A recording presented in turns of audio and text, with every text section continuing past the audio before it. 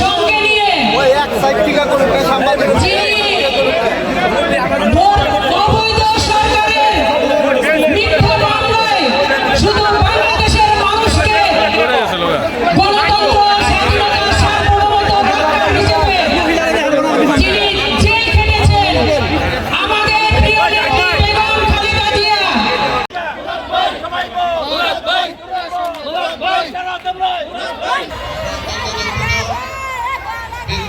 চলে যাওয়ার কারণে সর্বাগীনা থেকে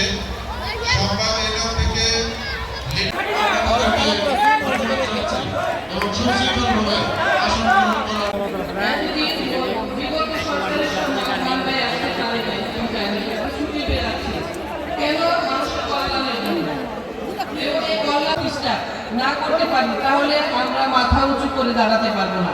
প্রিয়